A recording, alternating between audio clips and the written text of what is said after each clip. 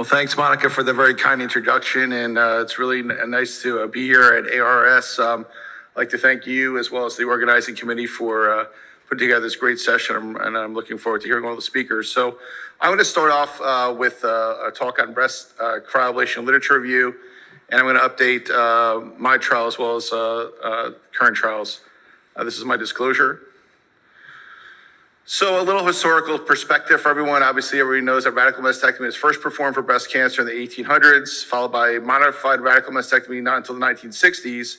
Lumpectomy and axillary dissection was first talked about in the 80s, but the papers that were published on those two on those topics, two of the main papers were published at the same time in the New England Journal by Vernisi and Fisher, showing a non-inferiority between lumpectomy with axillary dissection as opposed to modified radical mastectomy. So it's been more than 20 years, really, since the last major change in our focus and treatment for primary breast cancers, unifocal cancers.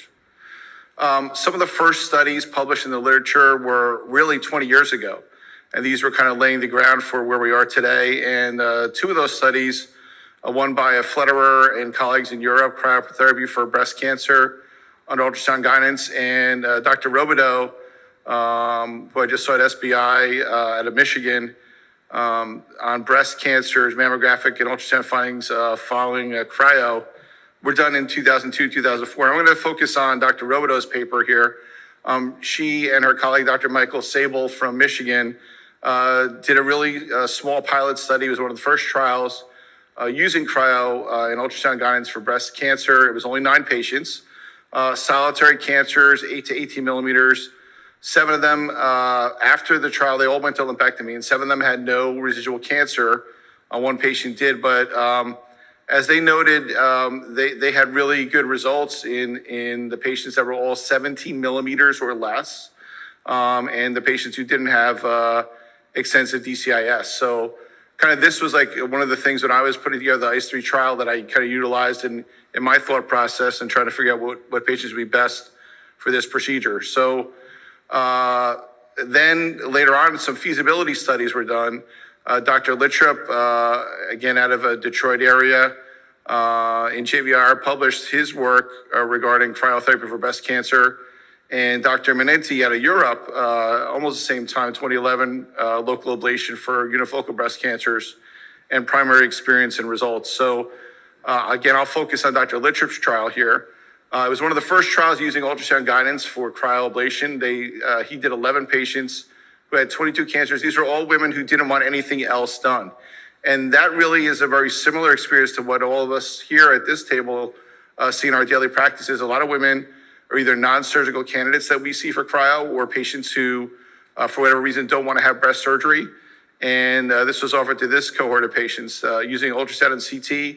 Now, he treated cancers up to 58 millimeters. That's a really big cancer. And really through this and in my discussions with him, there really wasn't a lot of staging or ERPRs or all I was worried about. It was invasive breast cancer that he treated. They did image-guided post-procedure biopsies, but none of these patients had surgery. And they had no local recurrence in his group of patients up to 18 months, which is a great result. So the first large multi-center trial focusing on cryo for breast cancer was done by Dr. Rasha Simmons out of New York, and her group, the surgeons and the ACASI group. And this is the Z1072 trial, seeing how cryotherapy would work for patients with breast cancer. It was the first large-scale multi-center trial. It was a unifocal invasive carcinomas with less than a 25% intraductal component. So again, these researchers kind of recognize that as a limitation in our ability to treat these particular cancers. All the cancers were 2 centimeters or less. It was done at 19 centers around the United States. They did 86 patients, 87 cancers in total were treated. All these patients had pre and post MRI, and all of them had surgical excision. So their endpoint was to see if they had a complete ablation of all these tumors, and secondarily, what were the imaging findings pre and post ablation, if that's something that they could follow. So the key points here again, 62-year-old was the mean age, and 42 to 82 years of age. So they treated younger patients in this trial. 23 of these tumors showed post-ablation enhancement. I think that's important to recognize because that's one of the things that we see post-ICE3 and post trial ablations outside of the trials that we see these patients do have enhancement on MRI, so that is variable. Their pathology review showed no residual tumors in 66 of 87 tumors. Now, I put an asterisk at the end of that because the pathology analysis, when they did the lumpectomies or wide excisions or even mastectomies in some of these patients, took all the cancers in the breast. So there were other cancers that they found in the pathologic resections that didn't show up on imaging. And they included those as failures in this particular trial. So if you take those cases out of the where they just were treating the primary cancer, they had 80 of 87 cancers, or 92%, that were effectively treated. And of those, 100% of all the cancers that were less than a centimeter in this trial were effectively ablated. So that's a really important number. So then let's go on to my trial, the ICE3 trial, of which I'm one of the co-principal investigators. It's the first multi-center trial in the world to evaluate cryoablation as a primary treatment for breast cancer without surgical excision. So all these patients that underwent cryoablation, we're only following them with imaging. The goal was no clinical or imaging recurrence of residual or recurrent tumor at 5 years post-ultrasound-guided cryoablation. And my colleague, Dr. Richard Fine, published this 3-year interim analysis of ICE3. And these are the key points to what we did. It was all women ages 50 and older, ultrasound visible tumors 1.5 centimeters or less.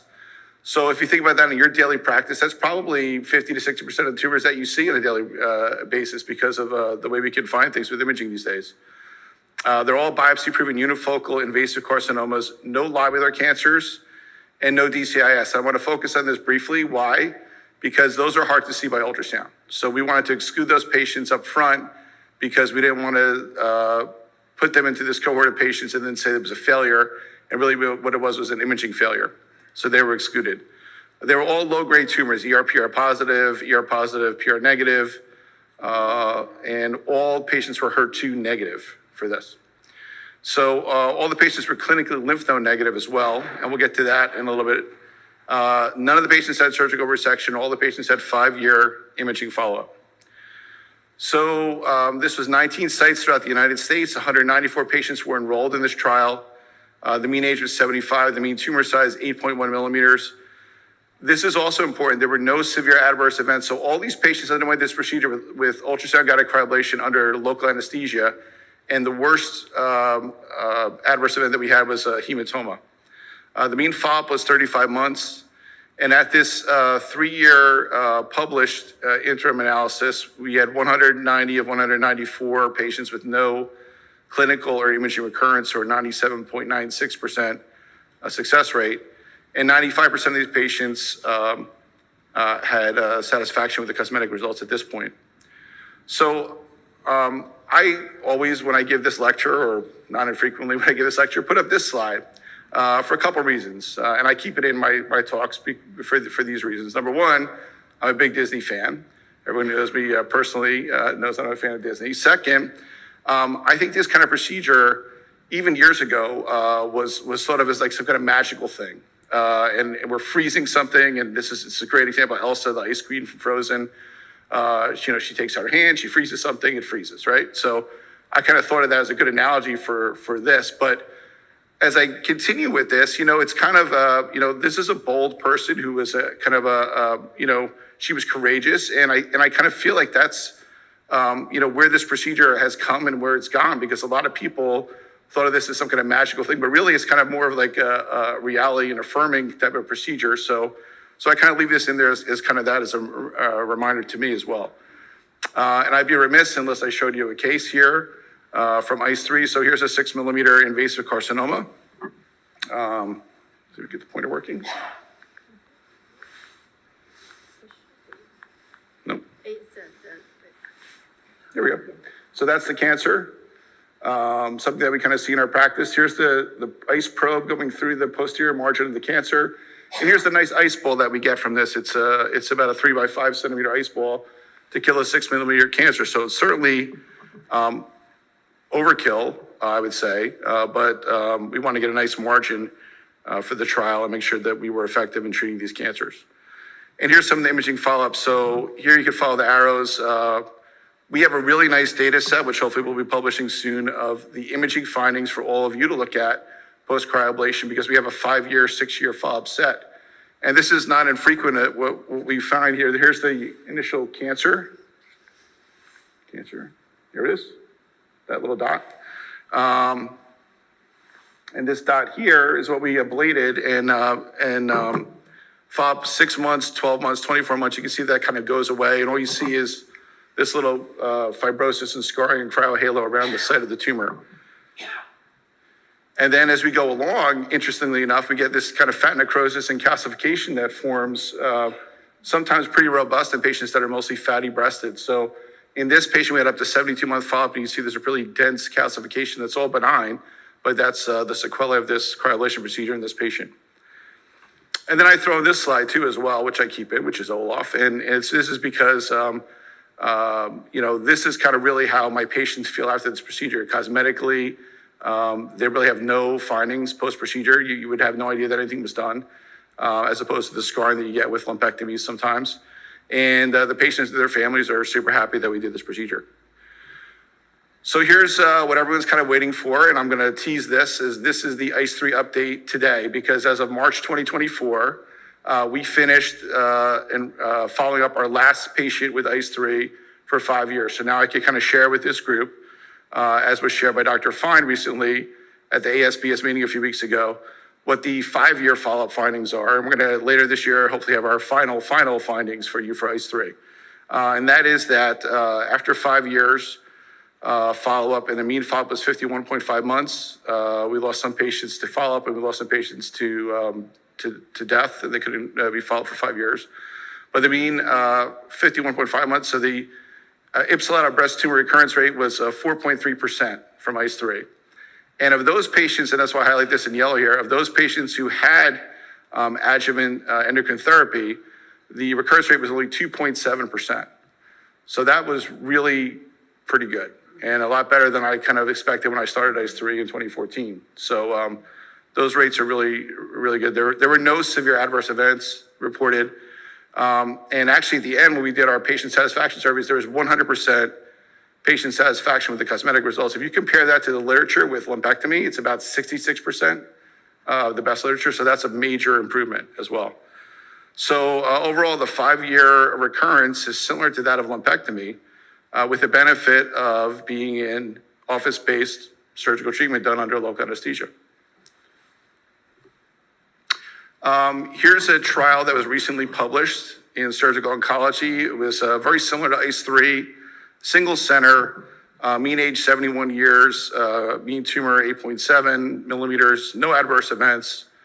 Now they did a baseline MRI and follow-up, and then they did the excision on these patients, and they found out of the patients, 32 patients with 33 cancers. I'm sorry, they didn't do surgical excision here. I take that back. They were just following these patients. So by May of 2023, 20 patients were followed with 2 years follow-up and no recurrence. So again, similar to what we saw in ICE3. And I think this is an important kind of take-home point from this slide in this study is what the author said here.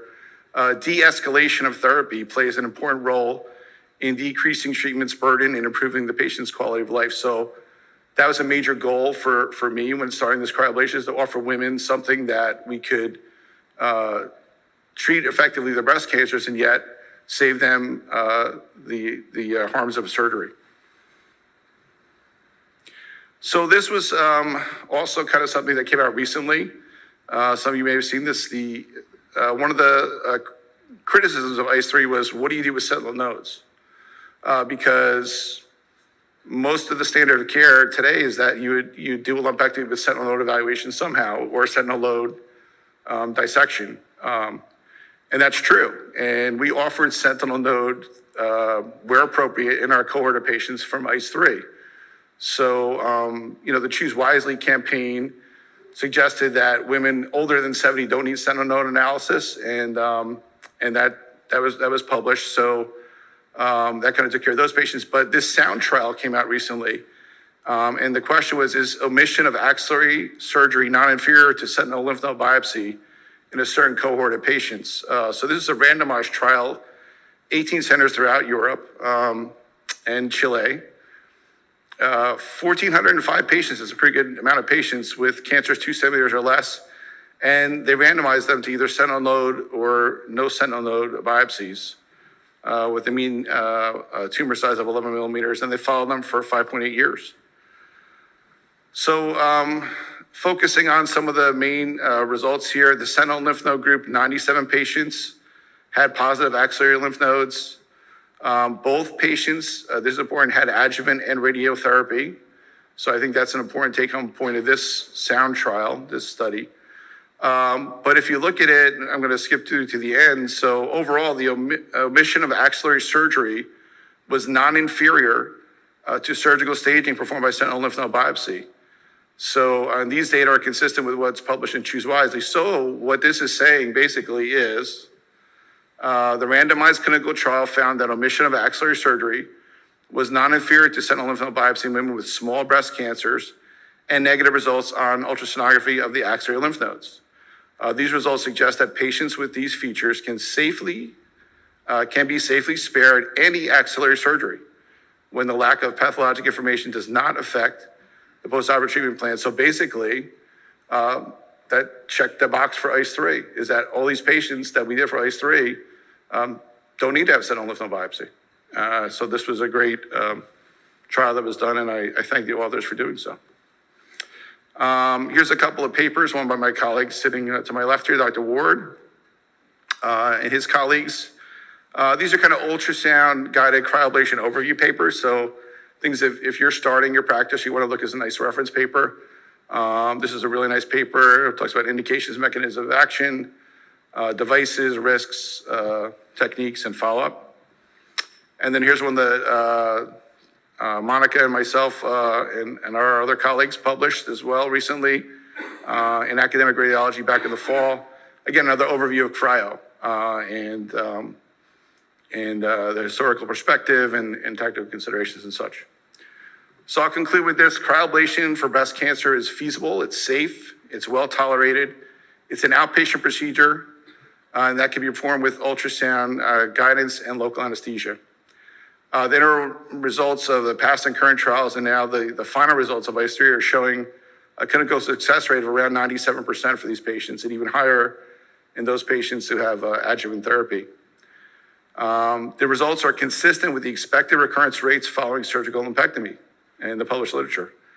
And sentinel lymph node biopsy is not required in this cohort of patients. So basically, sticking with the Disney theme, it's kind of fun to do the impossible. Thank you.